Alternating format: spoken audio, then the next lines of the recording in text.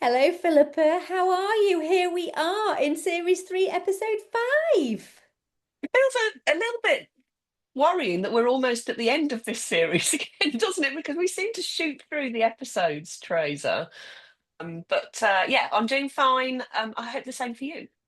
Yes, absolutely. I'm doing really well. And the series on leadership is going down a storm. It's been great to really explore all of this. And today we're going to be looking at boundaries, which could be quite closely linked to values, which we've already had a really good discussion on. And today we're going to have a look at boundaries and how that shows up and whether that's about you as the leader, your team, your organization, both practically and emotionally. So a lot to go at. So we're really going to have to rein ourselves in because you know what we're like when we get going. So my first question to you is this is a really big topic and it comes up in coaching a lot. So when that happens for you as you sit there as a coach, how do you tackle this whole issue of boundaries? I think it's one of those things that as you go through a coaching discussion, you realise that where people are sort of voicing some resentment, it's generally because they're either not living with the boundaries that they've set or they haven't set the boundaries. So it really opens up a conversation there within the coaching side to say, oh, I can feel that there's something going on. So have we got any boundaries that have been set or not? Now, what do we mean by boundaries? Obviously, the sort of dictionary definition is much more about it's a hard line, it's a physical line, and it might divide between a yes and a no, or an acceptable and an unacceptable. From a business perspective, and as a leader, then I would term it a little bit more about it's you setting your boundaries, and it's the start of your own self-respect, respecting you.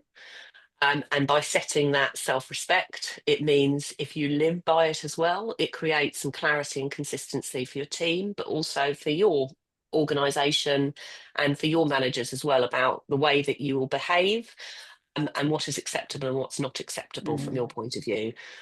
So I think it's really about getting the feeling first from a coaching conversation, and then going through the well, okay, what is it that what's the reason that you might be feeling a bit of resentment, which is usually very tied to Mm. what are your values and are your values being breached in the workplace, and that's why you're then feeling this resentment. And then what can I do about it? And the boundaries then come in as a way to try and control a little bit, also not control, but maybe to set expectations Yeah. of the way that you want to be turning up as a leader. And so that's the way I would take it. I don't know whether that resonates with you. I mean, how would you say that this shows up from your point of view? Oh, absolutely. And something that I really picked up on there, you use the word sort of protect, protection. And I think that's where boundaries really come into their fore. So we'll often talk about boundaries in our personal life with relationships and also and boundaries for our children and things like that. And sometimes we forget that it's just as important when we're in the workplace. And we had a great discussion back in series two where we talked about burnout. And one Yeah. of the things to help us in our toolkit to try and prevent burnout is to set really clear boundaries. And I think that's one of the things that sometimes people get a little bit nervous about. It's not a case of saying no. It's not a no. It's a case of this is where I operate best, and this is how I operate best. And this is how you'll get the best out of me, my team, the organization. And I think when you position it that way, then it becomes more acceptable. And I know there's a lot out there, isn't there, where the younger generation and how they operate today in the workplace versus us older generation guys. There's a bit of a rub, and we're like, oh, but that's a lot of that comes from the younger generation setting quite clear boundaries about what is Yeah. acceptable or not acceptable for them, and whether we like it or not, that's all they're doing. They're just setting boundaries at quite an early stage in their career, which, whether that's right or wrong, it depends on obviously what that looks like for you as an organization, as a team leader. But for them as a person, we need to respect that because that's what's Yeah. important to them.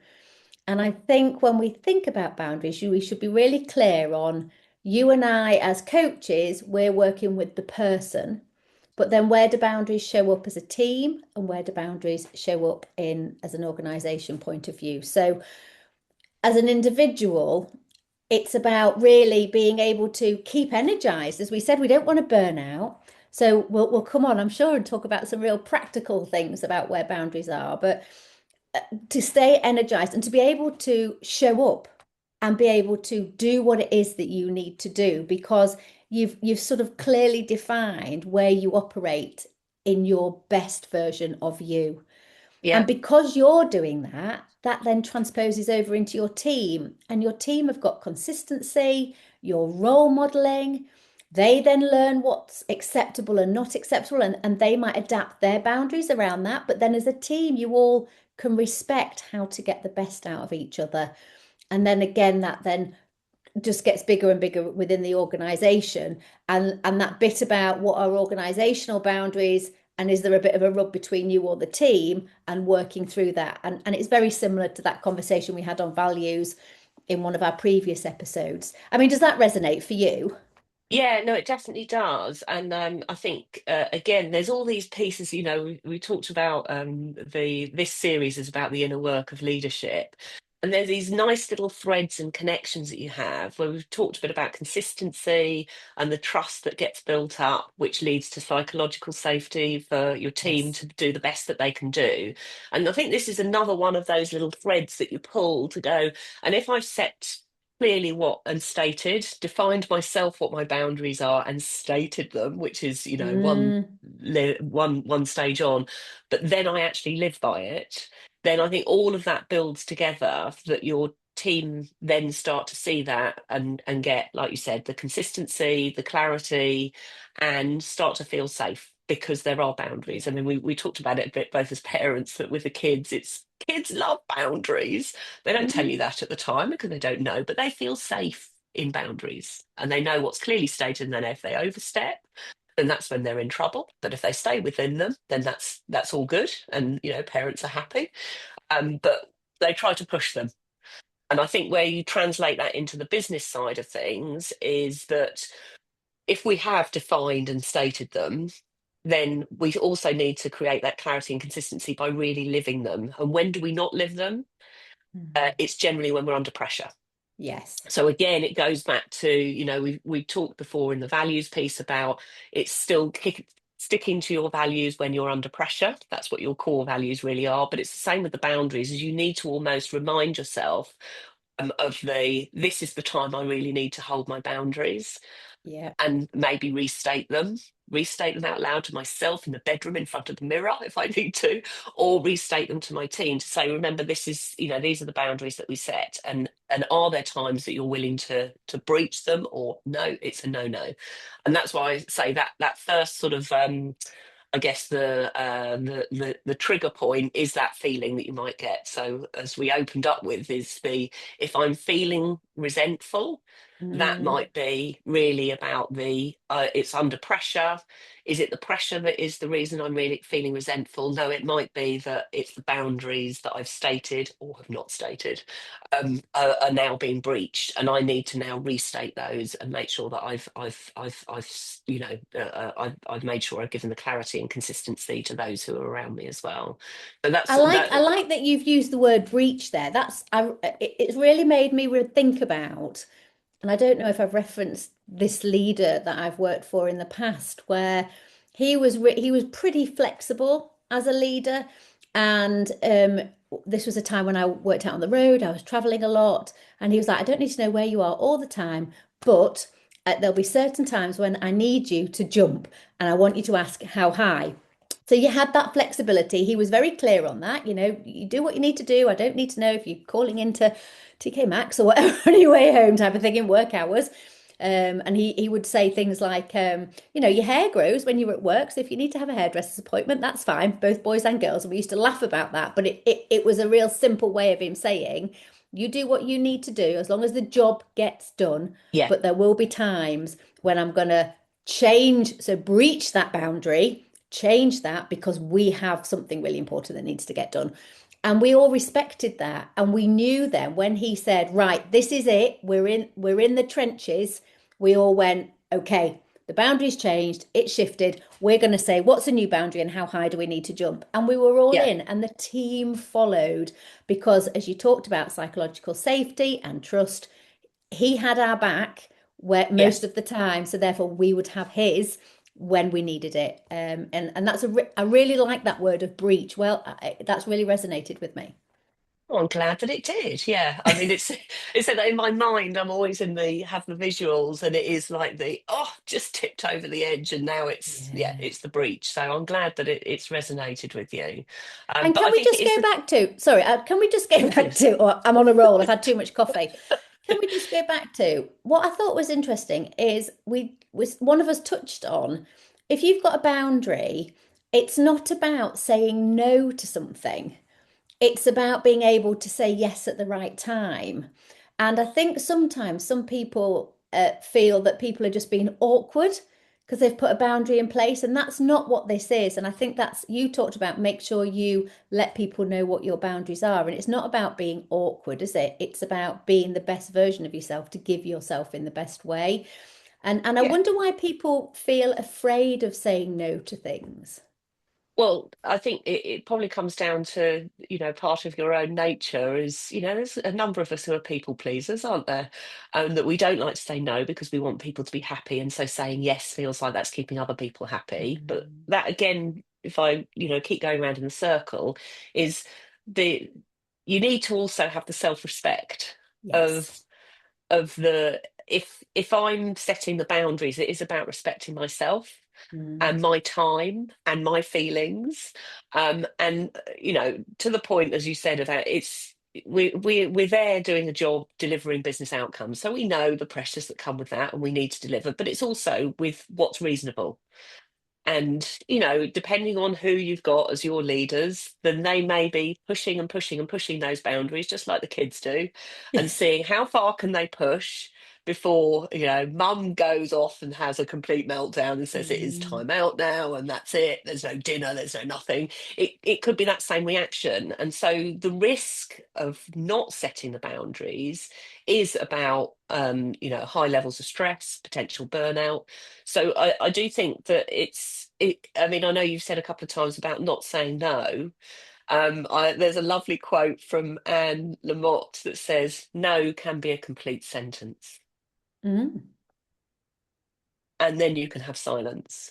So, of course, we try and work to build understanding about, this is where my boundaries are, this is what I will do, this is what is not acceptable to me. And we've got understanding between, and hopefully, we've got a Venn diagram that we can get everything done from a business point of view.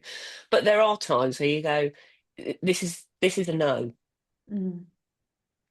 Now, it might be a no, not now. It might be it's just a no. It doesn't. And when we talked before about values, we said that could be from an organizational point of view, a team point of view, and from a personal point of view. If it's no on values for all of those, then that's acceptable to say it's no from a boundary point of view. Yeah. Yeah. Yeah. So I think it's again about aligning things up. And if you get to that crunch, is give yourself the self-respect to say, not in a aggressive way, but in a calm way. This breaches my boundaries. It's a no. And then you Yeah. can just give the silence of, I don't need to respond anymore. It's, if I've stated clearly and I'm now living by the boundaries, then I think that's okay. But it takes an awful lot of courage to do it. Yeah, it really does. And I think that that courage piece is often where in business we're a bit like we can be quite courageous for a business goal, but not for a personal goal. Mm. And really it should be the other way around because it doesn't matter what we say, we all go to work for money. There's not many people out there that aren't in a job because they don't need the cash. So therefore, we're doing it for a purpose. And let's put ourselves front and center on that because then we can perform to the best and everybody gets the best out of us. So, from a practical point of view, where do we see sort of boundaries showing up or where do we see blockers in place?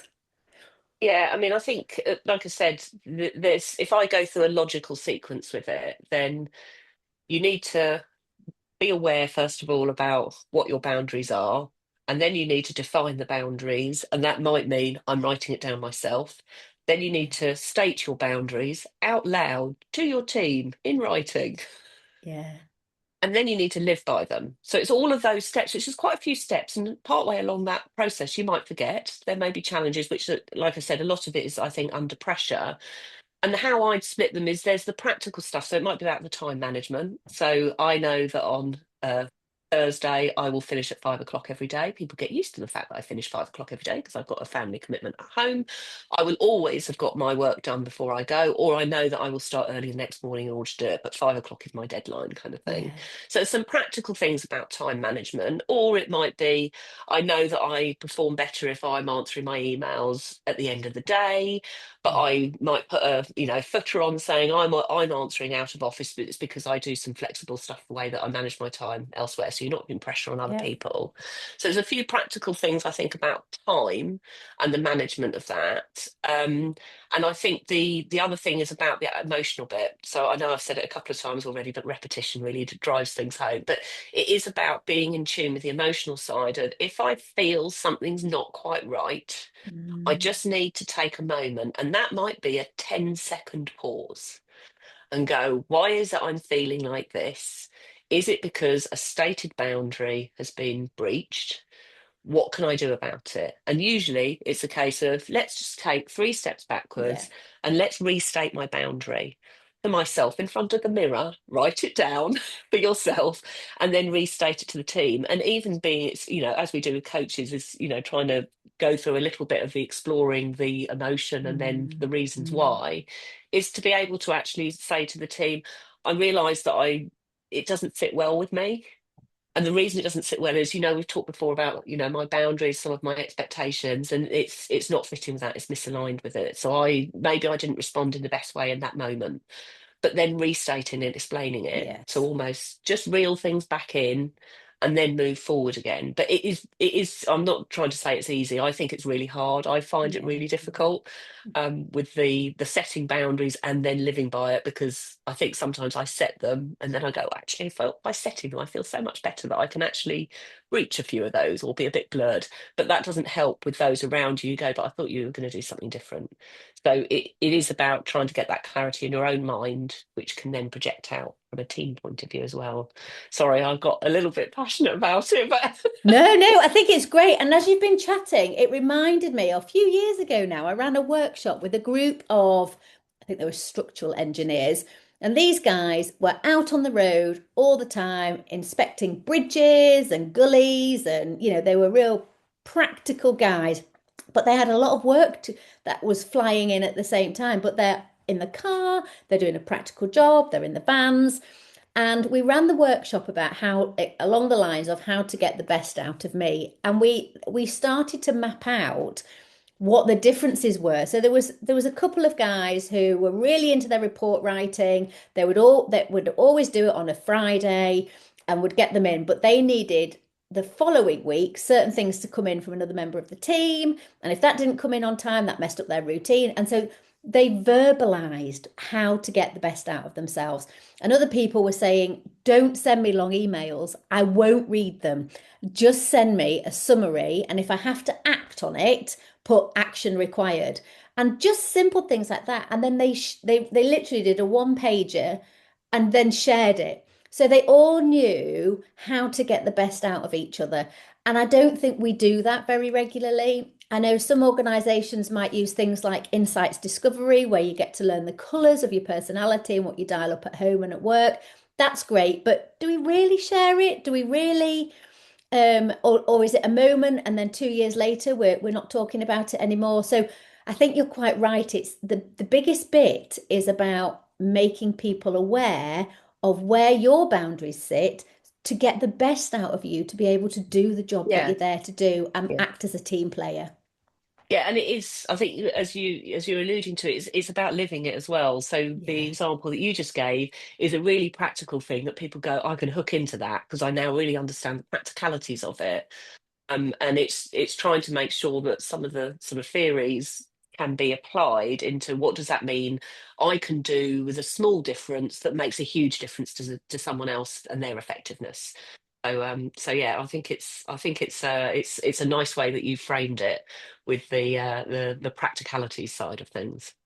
Definitely. And I think there's also a compromise to be sought. So there might be that one person's boundary doesn't align to another one, and you're in a team and you both got critical crunch points. So then that's again, because you've talked about it, you can then say, look, this isn't going to work for me. I respect where you're at, but how can we make it work so we can deliver the plan or we can deliver the target or whatever that might be. But if you don't talk about it to start with, you're not going to get there. That rub comes back, that rub comes Yeah. back. So oh gosh, I think we've covered loads today. My goodness, honestly, this series is flying by. We've got so much to offer and so much to give. So, in order to draw us to a close today, Philippa, as we always ask, what is our message today on boundaries? I think it's a bit about that, not struggling with having the boundaries, but noticing and then really honouring them. And we talked earlier about it's not really about control, but it is about clarity and consistency. So stating and then living those boundaries. So really making sure you practically apply them. That's why I'd say our message is today. I think that's fantastic. Now, listen, before we end, we've got the last episode in the Yeah, series coming up in 2 weeks' time. And we are very fortunate because we've got a guest, haven't we? we have. We love to have a guest because otherwise we get bored with it, and we really don't get bored with each other. It's completely false. But it's always lovely to get an extra guest in, and we have in our next episode Janine Albrecht, who is going to come and talk about how she's grown into the leader that she is today. So very excited for that episode, and I hope people will join us.